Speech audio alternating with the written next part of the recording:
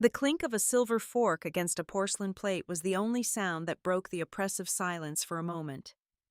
I felt every eye in this opulent dining room turn towards me, the air already as taut as a violin string, since I had walked in now, seemed to thicken, making it difficult to breathe. How wonderful. Beatrice Sterling, my sister's mother-in-law, spoke, her voice as smooth as velvet, but laced with a cold condescension. Chloe mentioned you were still doing that yacht cleaning job in Montauk. Arthur and I were thinking perhaps we should find you a more suitable position in one of the family companies. A small arrangement as a gift to Chloe. She smiled a well-practiced smile that didn't reach her icy blue eyes. Her words weren't overtly malicious. On the contrary, they were wrapped in a cloak of false benevolence, which made them all the more venomous. Yacht cleaning.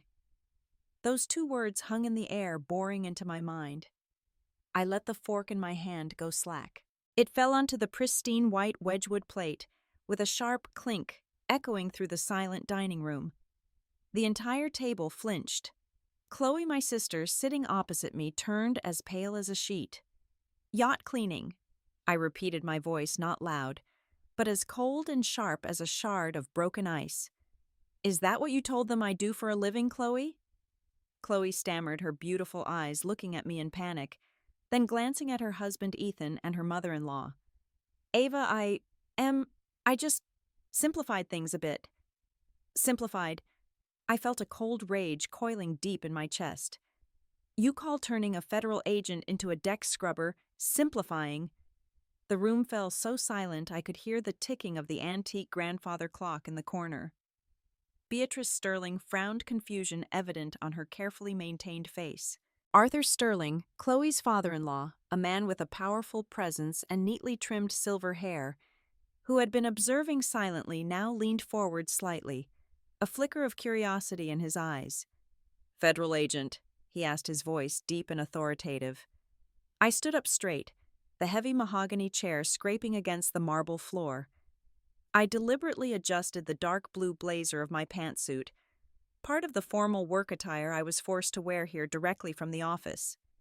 "Special Agent Ava Callahan," I said clearly, looking directly into Arthur Sterling's eyes, then sweeping my gaze across each astonished face around the table. "U.S. Diplomatic Security Service. I've been serving for 8 years. The name of my agency didn't seem to impress Beatrice, but Arthur was different. His eyebrows rose in a meaningful way. The appellate court judge and his wife, the other guests at dinner, looked at me with a completely new level of assessment. The truth was, I should never have been here. The invitation to dinner at the Sterling's Hamptons estate came on a Tuesday morning via a rushed and tense phone call from Chloe. We hadn't spoken in 6 months. She said her in-laws specifically requested my presence at an intimate gathering. Right then I felt something was wrong. "And Ava," she had added, at the end of the call, her voice anxious, "can you not talk too much about work? Just be general. And wear that black dress you wore to Cousin Sarah's wedding. It looks so safe." "Safe?" I had asked, but Chloe quickly changed the subject. I should have worn that dress. But this afternoon, an emergency had occurred. A foreign diplomat had received a credible threat, and as the head of his security detail, I was summoned to an urgent meeting at headquarters in Manhattan. The meeting ran longer than expected. By 7:15 p.m., I was still stuck in the conference room while dinner started at 7:30. Chloe's texts grew increasingly frantic. "You can't be late. Mother Beatrice hates tardiness, and at least tell me you had time to change." When the meeting finally ended at 7:45, I had no choice. It was either arrive in my work suit or not at all. I chose the former partly out of curiosity, partly out of guilt for not having seen my sister for so long. And now I understood. Chloe's anxiety wasn't about me being late. It was about me showing up like this as myself. "Chloe!" Her husband Ethan, who had been silent until now, finally spoke. He turned to his wife, his face a mixture of confusion and disappointment. "What is this about? Why did you lie?" "I didn't," Chloe protested weakly, tears welling up in her eyes. I just thought it would be easier if what?" I pressed her, the ache in my heart now overwhelming the anger. If your wealthy in-laws thought your sister was a failure in need of pity rather than respect, if they believed I had to scrub the yachts of people like them to make a living. Silence fell again, heavy and awkward. Beatrice looked as if she had just swallowed something unpleasant. The other guests discreetly looked down at their plates. Chloe looked like she was about to collapse. And then something unexpected happened. Arthur Sterling began to laugh. It wasn't a snicker or a jeer. It was a hearty, genuine laugh that came from deep within his chest. "Well, I'll be damned," he said after catching his breath, wiping a tear of amusement from the corner of his eye. All this time, Beatrice has been telling her friends that our daughter-in-law's sister is struggling to make ends meet. We were even discussing setting up some charitable position for her in our company as a favor. He turned to his wife, who was staring at him in horror. "And it turns out," Arthur continued, his voice booming across the room, "she outranks the security team. We pay 6 figures a year to protect our buildings." Then he stood up, raising his wine glass. His sharp eyes met mine, no longer with curiosity, but with unmistakable respect.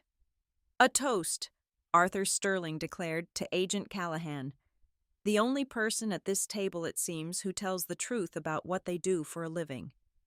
The silence that followed Arthur Sterling's declaration was even heavier than before. A few guests, particularly the judge, who was perhaps accustomed to courtroom drama, hesitantly raised their glasses. A lone clink sounded as his glass touched Arthur's. The others awkwardly followed suit, except for Beatrice. She slammed her wine glass down on the table, a drop of red wine splashing out, looking like a blood stain on the pristine white tablecloth. "Arthur, you're making everyone uncomfortable," Beatrice hissed, her voice low but full of venom. "I think things are becoming clearer than ever," he retorted, his eyes still on me, a half smile still on his lips. But I no longer cared about the power play between the Sterlings. My eyes were fixed on Chloe. My sister looked like a porcelain doll about to shatter. She looked at me, then at her husband, at her furious mother-in-law, and finally at her amused father-in-law. The weight of all those gazes seemed too much to bear. With a choked sob, Chloe pushed her chair back and fled the dining room. Whispers erupted behind her. Ethan immediately stood up. "Excuse me," he mumbled and hurried after his wife. My anger, which had cooled slightly with Arthur's unexpected intervention, now flared up again. I needed answers. I needed to understand. "Excuse me," I said to the table, my voice firm, and brooked no argument. I didn't wait for a response before turning and leaving the room, heading in the direction Chloe had run. I found her in the library. It was a magnificent 2-story room, with walls lined with mahogany and thousands of leather-bound books. A rolling brass ladder was attached to the shelves, and the smell of old paper and leather hung in the air. Chloe was huddled by a large window overlooking the dark garden, her shoulders shaking. Ethan stood beside her, awkwardly placing a hand on her shoulder. When he heard my footsteps, Ethan turned.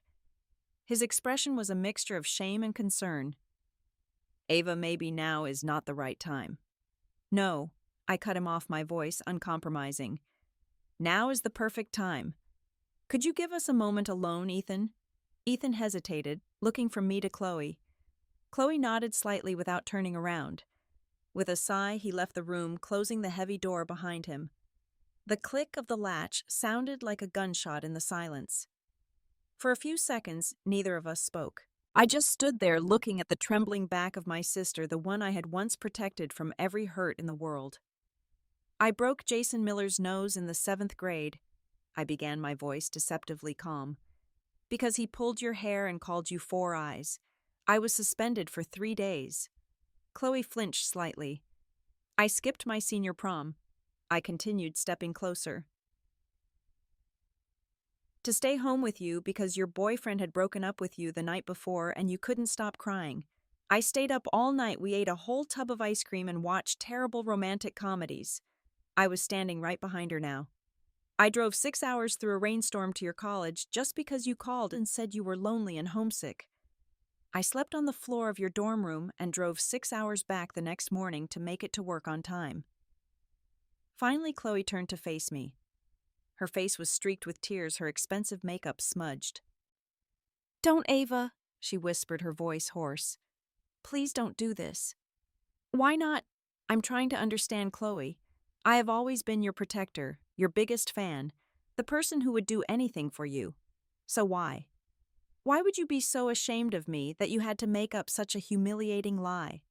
"I'm not ashamed of you," she cried, the desperation in her voice echoing through the library. "I've never been ashamed of you. I'm ashamed of myself." "That makes no sense." "Yes, it does." She stepped forward, grabbing the sleeve of my blazer. "You don't understand what life is like here. You don't understand Mother Beatrice. Every day is a test. From the dress I wear to the wine I choose to the people I associate with. Everything is scrutinized, judged. Our parents, their jobs.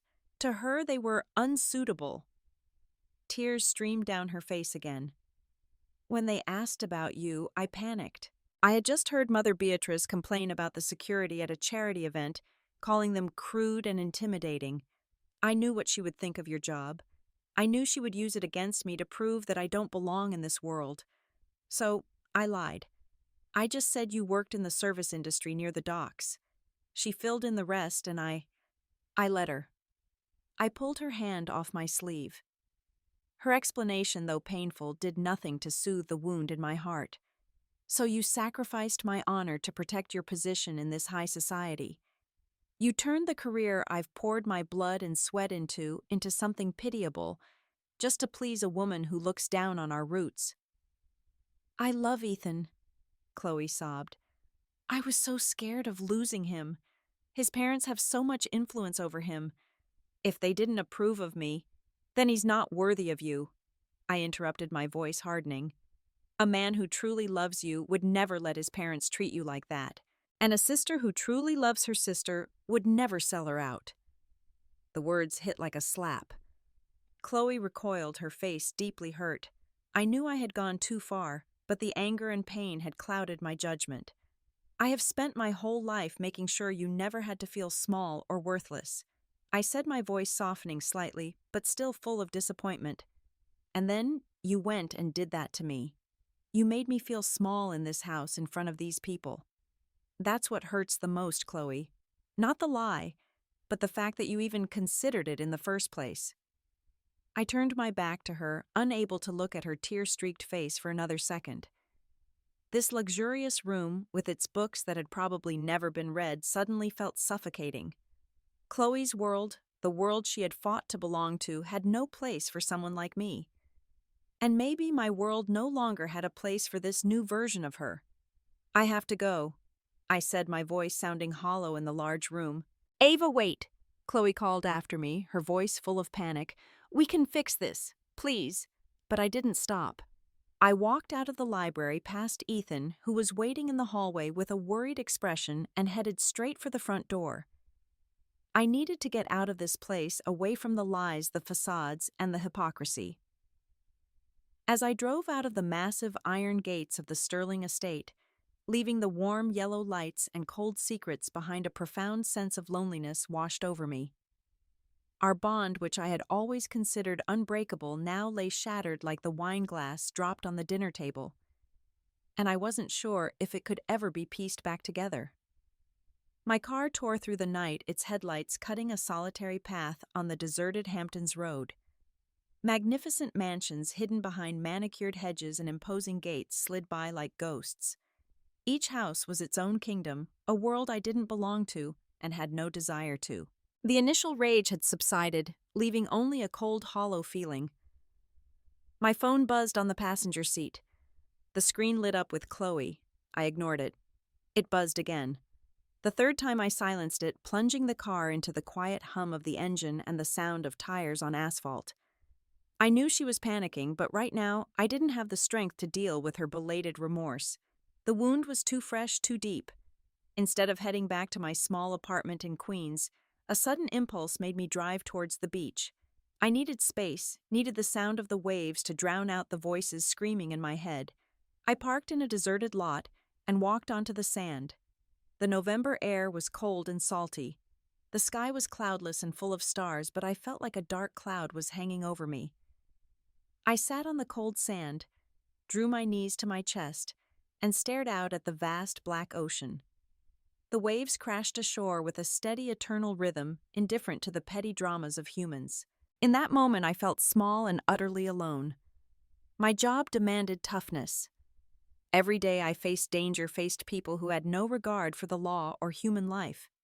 I was trained to control my emotions to keep a cool head in the most stressful situations.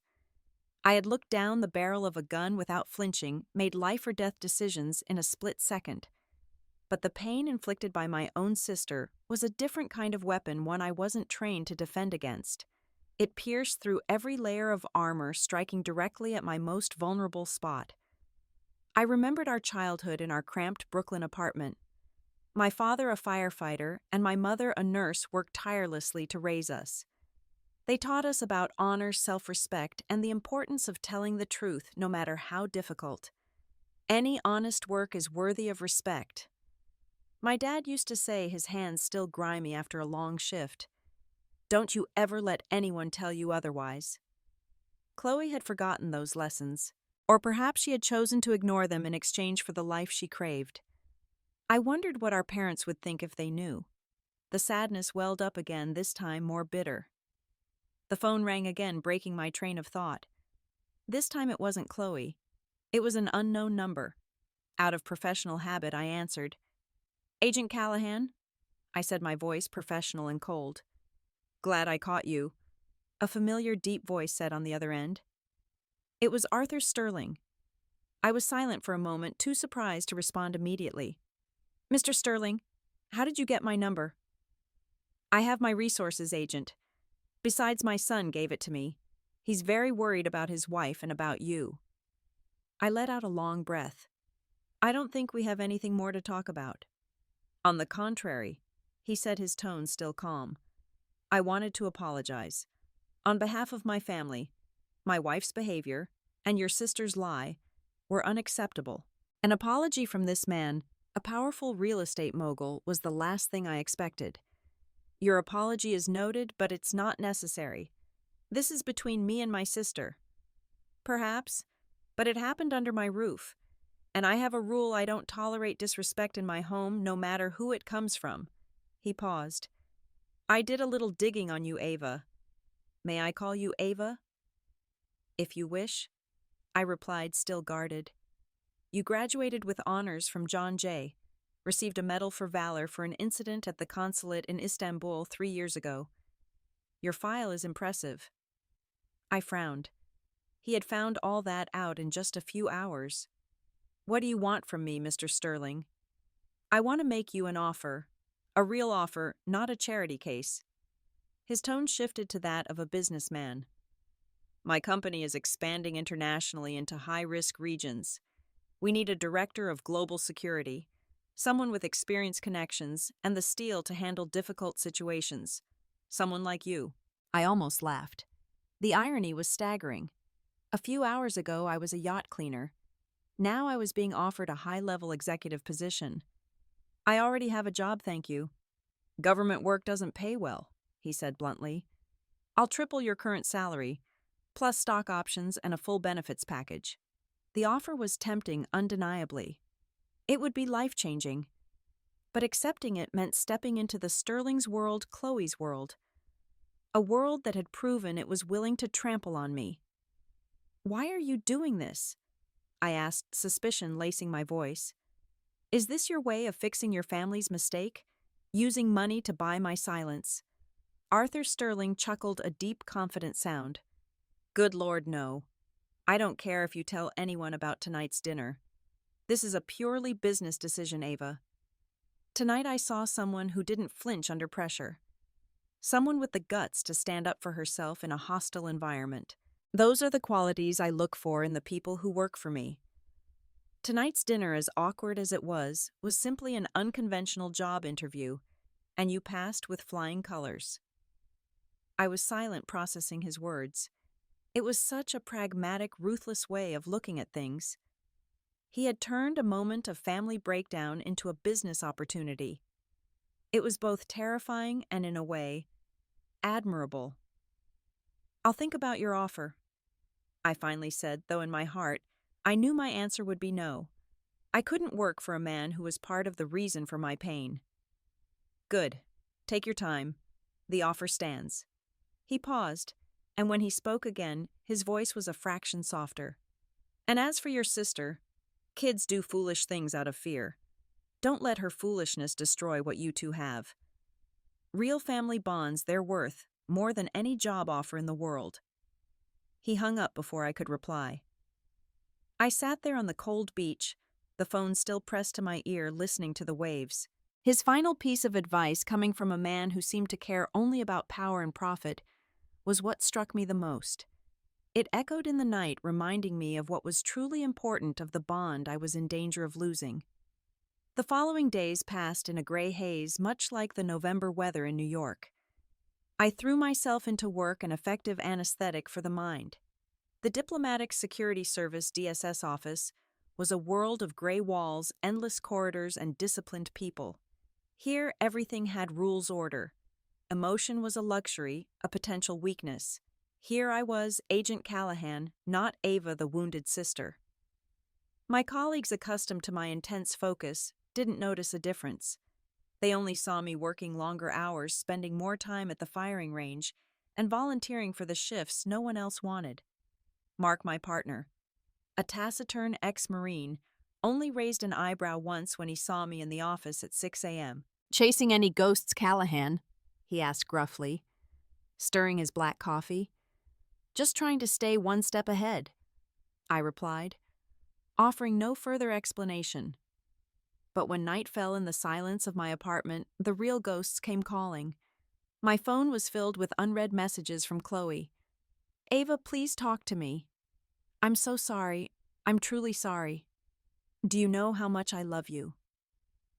Each text was like a small knife twisting in the wound. I read them, felt her pain, but couldn't find the strength to reply. My silence was my only weapon, my only shield. On a Thursday evening, about a week after that fateful dinner, there was a knock on my door. It wasn't the knock of a delivery person or a neighbor. It was tentative, hesitant, almost pleading. I looked through the peephole, and my heart sank. It was Chloe. She stood there under the pale yellow light of the hallway, looking small and lost. She wasn't wearing her glamorous designer outfits. Instead, she had on simple jeans and an oversized sweater, her hair in a messy bun. She looked like the Chloe of old, before the Sterlings, before the Hamptons parties. Part of me wanted to leave her standing there. But the other part, the big sister who had spent a lifetime protecting her, couldn't do it. I took a deep breath and opened the door. Chloe flinched, as if she hadn't really expected me to open it. Her eyes were swollen and red. "Can I come in?" she asked, her voice hoarse. I stepped back silently, clearing a path. She walked into the apartment, her eyes scanning the room. This place was a world away from the Sterling mansion. It was small, neat, and functional. On the walls were photos of me and Chloe as kids, my awards and certificates from work. A completely different world. "I brought you lasagna," she said, holding out a glass container that was still warm. "The kind Mom used to make. I remember you liked it."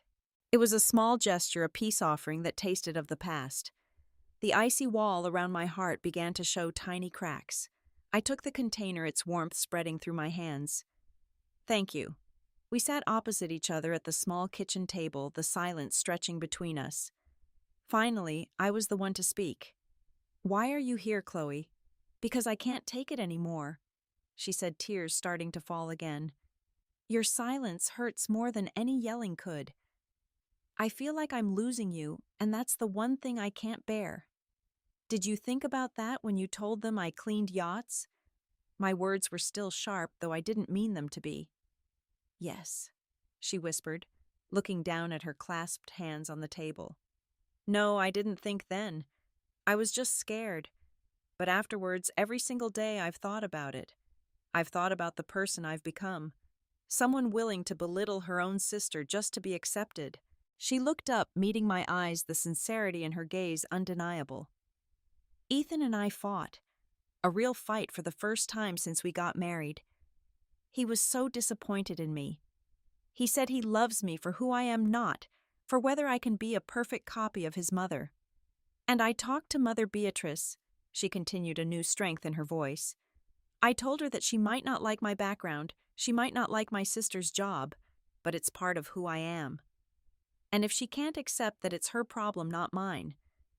I told her I was proud of you. I was stunned. Chloe, who always avoided conflict, who always tried to please everyone, had dared to stand up to someone as powerful as Beatrice Sterling. What did she say? I asked. She was shocked. She said I was ungrateful. But Arthur, he was there, and he backed me up. He told Mother Beatrice that it was time she started seeing people for their character, not their pedigree. She smiled faintly, a sad smile. I think it was the first time in 30 years of marriage that he openly contradicted her in front of someone else. We fell silent again, but this time the silence wasn't heavy. It was filled with unspoken words, with the change that was happening. Chloe had started her own fight, a fight to find herself again. He called me, I admitted. Your father-in-law. He offered me a job. Chloe looked surprised. Then a flicker of hope lit up her eyes. So you'll take it? We could work together? No, I interrupted gently. I won't take it. I belong here, Chloe, in this world of gray walls. It's where I'm myself, where I make a difference. I can't give that up. Disappointment showed on her face, but she nodded, seeming to understand. I know. I just hoped. I stood up and got 2 plates from the cabinet. Let's eat the lasagna, I said. It's getting cold. As I cut the lasagna and served it, I knew things weren't completely fixed. Trust is like a mirror. Once broken, even if you piece it back together, the cracks will always remain.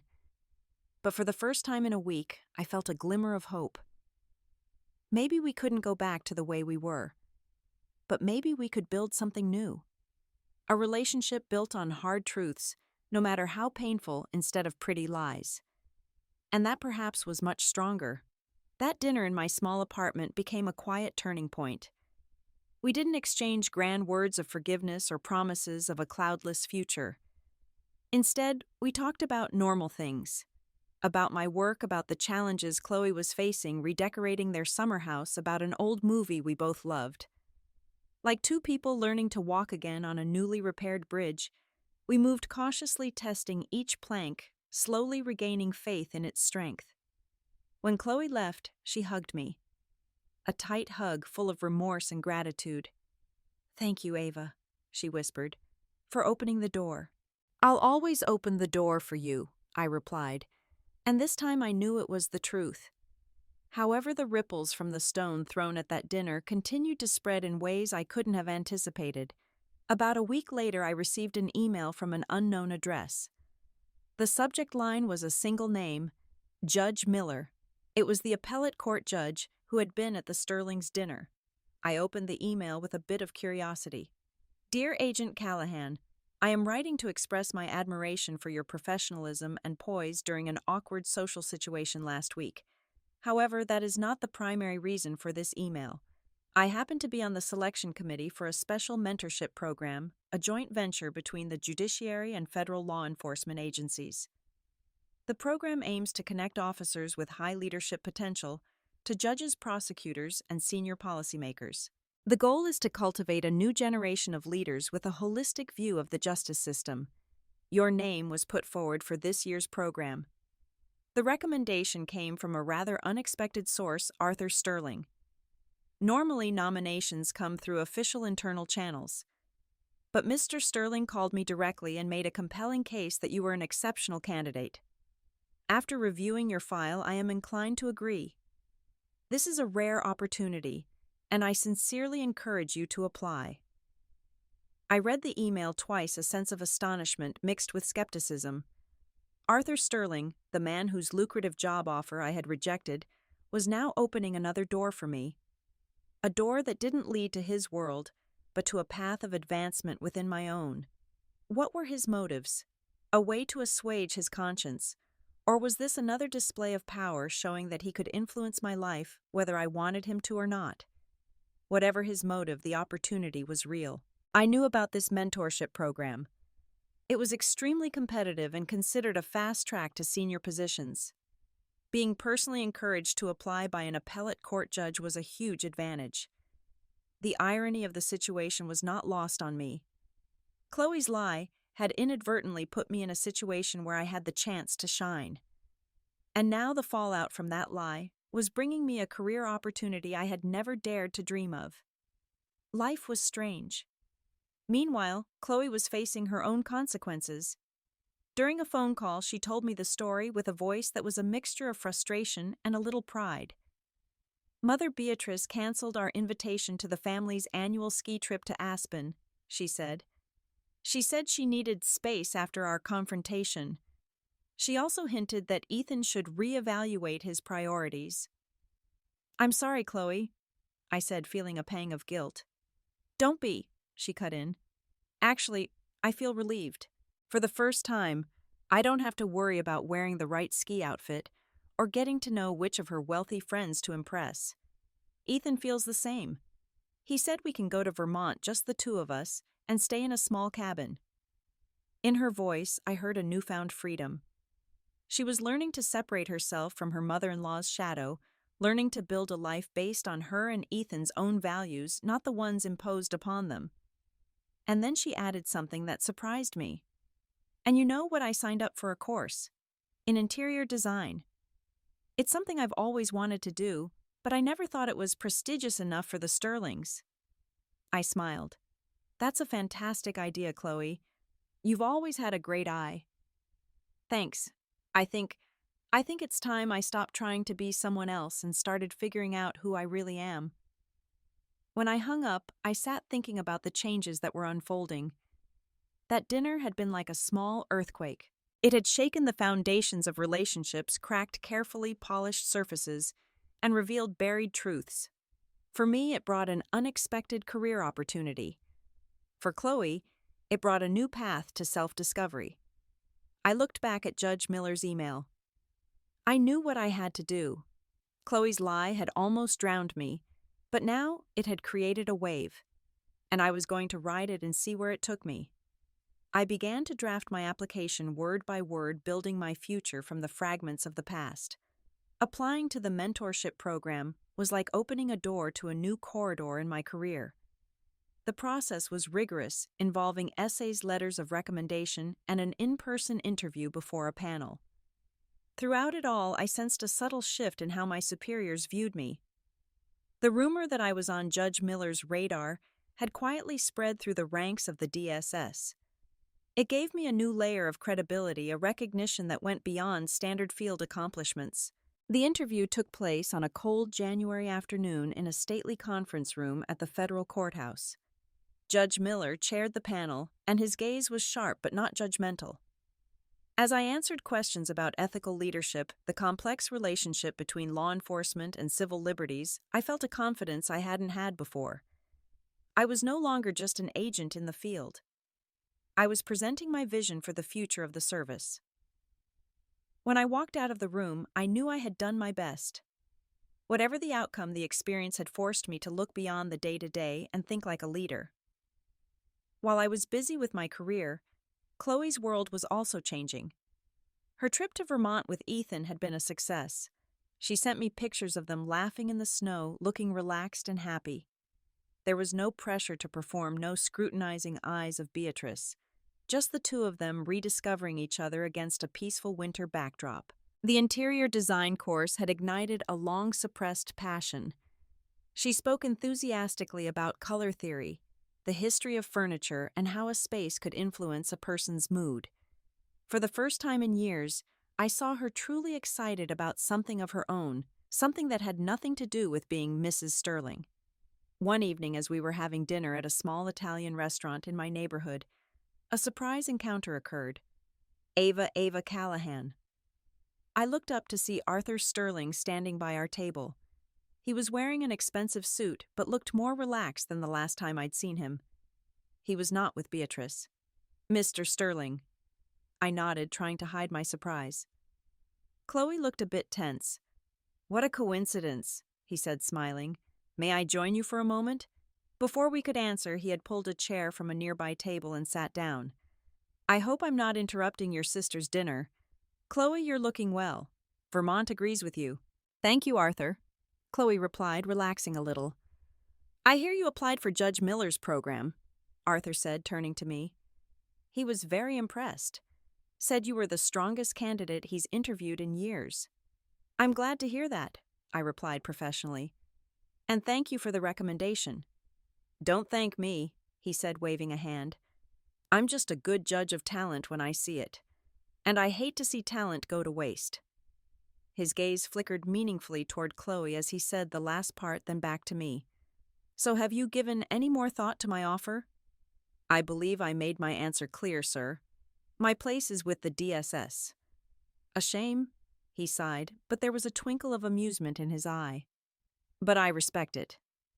He was quiet for a moment, looking between the two of us. You know, he said, his voice thoughtful. Seeing you two here, it reminds me of my brother. We used to be close, just like you two. But then business, money, and wives, they got in the way. We barely speak now. It was an unexpected moment of vulnerability, a glimpse of a deep-seated sadness from this powerful man. It made him more human in my eyes. Don't ever let anything come between you, he said, his tone almost a warning. Not husbands, not in-laws, and certainly not money. This relationship, he gestured to the space between me and Chloe, is the most valuable asset you have. With that, he stood up. Well, I'll let you get back to your dinner. A pleasure seeing you both. He nodded at us and walked away, leaving a contemplative silence in his wake. Wow, Chloe said after a moment. That was unexpected. It was, I agreed. The brief encounter left a deep impression on me. I was beginning to see that Arthur Sterling wasn't just a ruthless business tycoon. He was a complicated man who saw the faults in his own family and was perhaps trying in his own way to stop us from making the same mistakes. 2 weeks later, I received an official letter. I had been accepted into the mentorship program. As I read the letter, a feeling of accomplishment and excitement washed over me. But alongside it, there was a strange sense of gratitude. Gratitude for Chloe's lie, for Beatrice's arrogance, and for Arthur Sterling's calculated yet strangely human intervention. All of these people and events, good and bad, had intersected at a single point, creating a new path for me. A path I could never have found on my own. And I knew my journey was just beginning. The mentorship program began in the spring, bringing a fresh energy not just to the city, but to my career. Once a week, I spent an afternoon at the federal courthouse working directly with Judge Miller. He was a demanding but fair mentor who challenged me to think beyond the confines of a field agent. We debated legal precedents, analyzed prosecutorial strategies, and discussed the far-reaching impacts of judicial decisions on society. A good agent follows orders, he once told me as we reviewed a complex case. A great leader understands the reasoning behind those orders and knows when to question them. The work was eye-opening. I began to see my job not just as a series of tasks, protection, investigation, apprehension, but as part of a larger legal ecosystem. My confidence grew, not just in my field skills, but in my ability to think strategically. I started contributing more in briefings at DSS, offering perspectives I might have previously kept to myself. Slowly, I felt myself transforming from a soldier into a potential commander. While I was exploring new spaces in my career, Chloe was busy creating new spaces literally. Her design course had unlocked a natural talent. Her final project, a redesign of a Tribeca loft, won the school's top award. More importantly, it caught the eye of one of the judges, a well-known New York designer. She offered Chloe an internship at her firm. It's just an internship, Chloe told me on the phone, her voice trying for modesty but failing to hide her glee. Mostly getting coffee and organizing fabric swatches. All great careers start with getting coffee. Chloe, I teased, I'm so proud of you. The new job gave Chloe a sense of purpose. She woke up every morning with excitement. She told me about luxurious textiles, unique furniture pieces, and the challenge of blending a client's vision with design principles. She was learning a new language, the language of space texture and light, and in the process, she was finding her own voice. The change affected her marriage as well. Ethan seemed to fall in love with his wife all over again. He admired her newfound passion and independence. He would often stop by her office after work just to hear about her day. Their relationship, once built on a foundation of social expectations, was now being rebuilt on a firmer ground, mutual respect and admiration. This change, however, was not welcomed by everyone. Beatrice Sterling saw her daughter-in-law's new job as a frivolous hobby and an insult. A Sterling wife does not need to work, she had told Ethan during a tense family dinner. But this time neither Ethan nor Chloe backed down. "Chloe is doing what she loves, Mom," Ethan had replied calmly, "and I support her completely." The rift between them and Beatrice grew. They attended fewer family functions, spending their time instead with Chloe's new friends from the design world and my colleagues I had introduced them to. They were building their own world, one where a person's worth wasn't measured by their bank account or family name, but by their talent and passion. One Saturday afternoon, Chloe called me, her voice buzzing with excitement. "Are you free? Come to the studio. There's something I want to show you." I arrived at the design studio, a large, light-filled space in the Chelsea district. Chloe led me to a large mood board covered in fabric swatches, images, and sketches. "What's all this?" I asked. "It's the first project they've given me to manage on my own," she said, her eyes shining. "A client wants to renovate the library in their country house. They want a space that's both cozy and formal, a place to read and reflect." She pointed to a detailed sketch.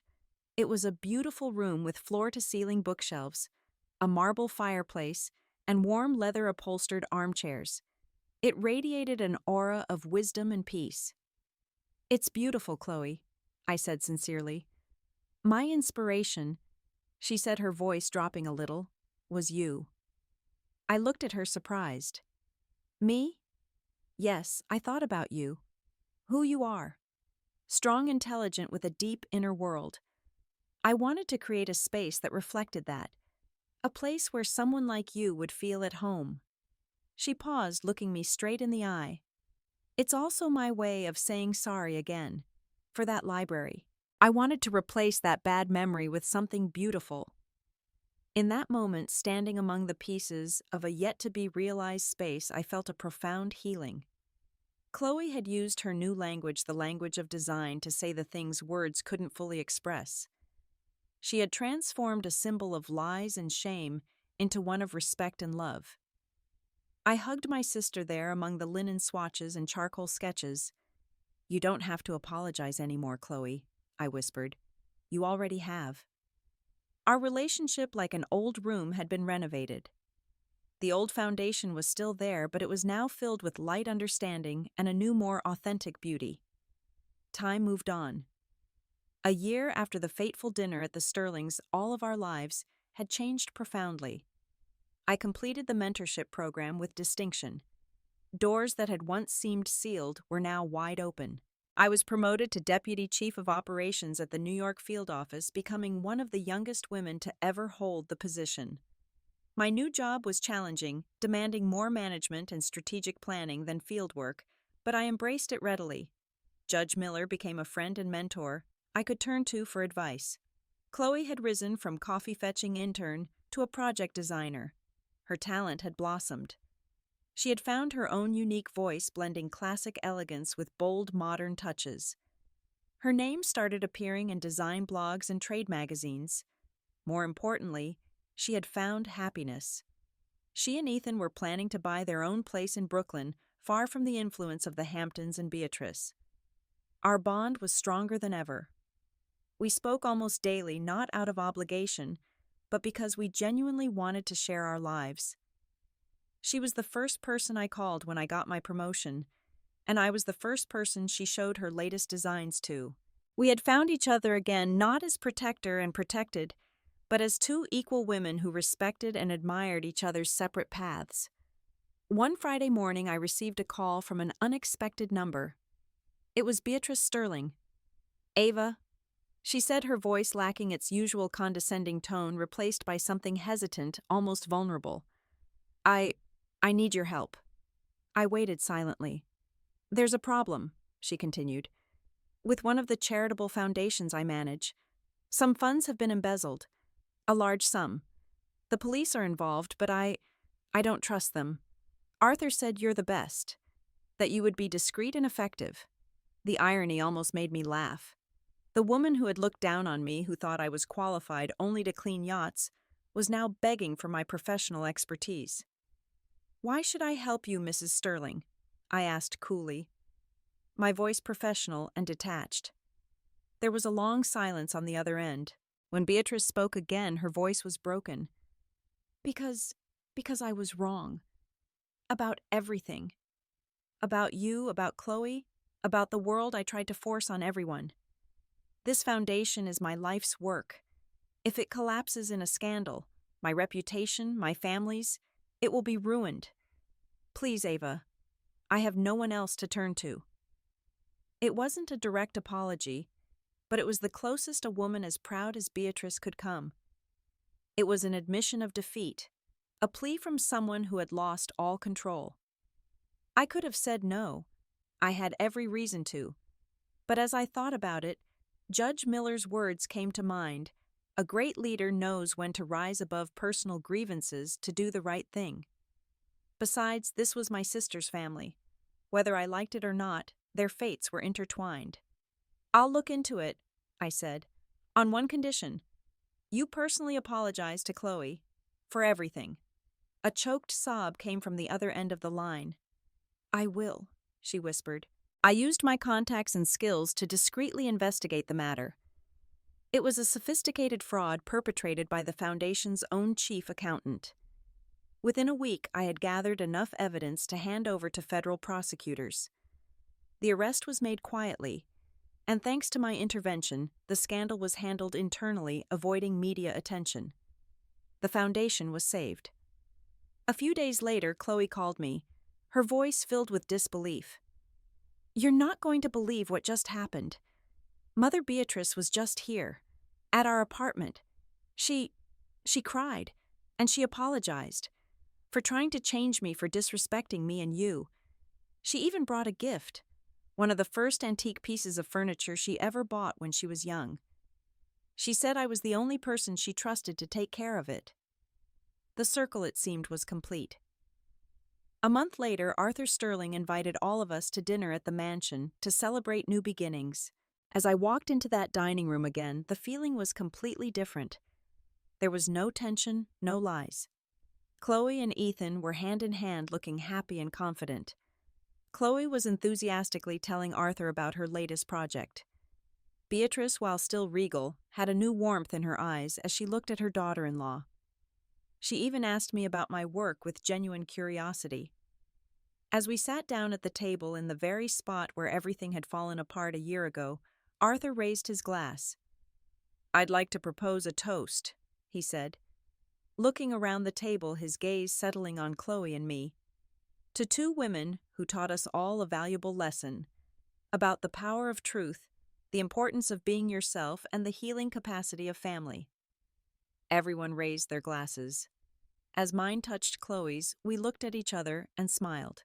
It wasn't a forced smile, but one of understanding of battles fought together, and of a love that had been tested and proven to be more resilient than anything. The broken pieces from that night weren't gone. They were still there, but they had been rearranged like shards of colored glass in a stained glass window. No longer evidence of a break, but part of a new picture, more complex, more brilliant, and far more real. 2 years later, the world had changed, and so had we. I was standing on the top floor of a newly built skyscraper in Hudson Yards, looking out at the glittering Manhattan skyline. A gentle June wind blew, carrying the sounds of the bustling city below. I was no longer in a gray pantsuit. Instead, I wore an elegant dress, a glass of champagne in my hand. The view from up here is spectacular, isn't it? Arthur Sterling's voice sounded beside me. He looked a little older, his hair more silver, but his eyes were as sharp as ever. It is, sir. An incredible achievement, I replied. This was the grand opening of Sterling Tower, the newest jewel in his real estate empire. And I was here not as a federal agent, but as the global head of security for the Sterling Corporation. A year ago, I had made a difficult decision. After being promoted to head of my division at the DSS, I realized I had reached the pinnacle of what I wanted in the public sector. I had made a difference, served my country. But Arthur Sterling's offer was still on the table, not as an escape, but as a new challenge. The opportunity to build something from the ground up to apply everything I had learned in a dynamic global environment. After much consideration, I accepted. It was a leap of faith, but I knew I was ready for a new space. "You've done a magnificent job, Ava," Arthur said, breaking my train of thought. "The security system you designed for this building is a work of art. Discreet, yet impenetrable. The board is thoroughly impressed." "I'm just doing my job," I smiled. Across the luxurious penthouse, I saw Chloe beaming. She was talking to a group of investors, gesturing to the exquisite design details of the space around them. The entire interior of the Sterling Tower's common areas had been handled by her design firm. Chloe Sterling Interiors was now a sought-after brand known for its style of elegant, livable luxury. She was no longer the scared young woman trying to please everyone. She had become a confident businesswoman, a true artist. She and Ethan had bought a beautiful brownstone in Brooklyn, and they were expecting their first child. Beatrice was there too. She was holding a baby, one of the guests' children, and she looked natural and happy. Her relationship with Chloe had transformed completely. They had become genuine friends, allies. Beatrice seemed to have found a new joy in supporting her daughter-in-law's career and preparing for her role as a grandmother. The charity fund scandal seemed to have cracked her shell of pride, revealing a warmer woman who had learned to value people over status. As the party began to wind down, Chloe and I stood together by the massive glass window looking down at the city lights. "It's hard to believe, isn't it?" she said softly, thinking about how it all started. "At a dinner table with a lie," I added with no trace of bitterness in my voice. "I still cringe when I think about it," she admitted. "Don't," I said, placing a hand on her shoulder. "It was the catalyst, the shock to the system we all needed. Without it, I might still be a mid-level agent, and you might still be trying to pick out the right dinner fork. We owe it something." Chloe smiled. "Maybe you're right. Sometimes you have to tear down the old buildings to build something new and better." I looked at my sister. Her baby bump was just beginning to show beneath her silk dress. A new life, a new generation born of truth and love, not false expectations. "I think my niece or nephew is going to be very proud of their mom," I said. "And their aunt," she replied, squeezing my hand. "The woman who can hunt down criminals and design security for skyscrapers." We laughed together, the sound echoing in the beautiful space she herself had created. It was the laughter of freedom, of acceptance, and of the wide-open future that lay before us. 1 year later. Sunday. The air was filled with the smell of baking and the sound of a child's laughter. We were in Chloe and Ethan's Brooklyn brownstone. Sunlight streamed through the large windows, illuminating the exposed brick walls and warm wood floors. The space was a perfect testament to Chloe's talent, stylish, yet comfortable, a place where you immediately felt at home. On the soft Persian rug in the middle of the living room, little Arthur, named after his grandfather, but called Artie by everyone, was taking his first wobbly steps. He toddled towards me, arms outstretched, and fell into my arms with a fit of giggles. I scooped him up, inhaling that sweet baby smell. Chloe and Ethan were in the kitchen preparing lunch together. Arthur and Beatrice were there too. Arthur was playing with Artie, making funny faces that made the boy shriek with laughter. Beatrice was on the sofa, not judging, but offering helpful advice on how to make the tomato sauce richer. The scene was so normal, so peaceful. A typical family Sunday. But for us, it was extraordinary. It was the result of battles fought, of the courage to change and the strength to forgive. After lunch, while Artie was napping, Chloe and I sat on the back porch, looking out at the small garden that was just beginning to bloom. "Are you happy, Ava?" she asked suddenly. I thought for a moment. My job at the Sterling Corporation was exciting and challenging. I traveled the world, met fascinating people. I had a comfortable life. But that wasn't the first thing that came to mind. I have you, I said. I have Ethan and Artie. I have a family, a real one, not just people who share my blood. And I have myself. I know who I am and where I stand in the world. Yes, Chloe, I'm very happy. She smiled a contented smile. Me too. We sat in silence, enjoying the quiet moment. The wind chimes tinkled softly in the gentle breeze. That fateful dinner the night I thought I had lost my sister now seemed like it belonged to another lifetime. It had been an open, painful wound, but time, understanding, and love had turned it into a scar not to be hidden, but to serve as a reminder. It reminded us that the strongest foundations are sometimes built on ruins, that the truth, however brutal, will ultimately set you free, and that home isn't a mansion in the Hamptons or a penthouse in Manhattan. Home is where you are allowed to be yourself, loved for who you are, and where you know that no matter what, someone will always open the door for you. That was the home we had built together. And it was more beautiful than any skyscraper,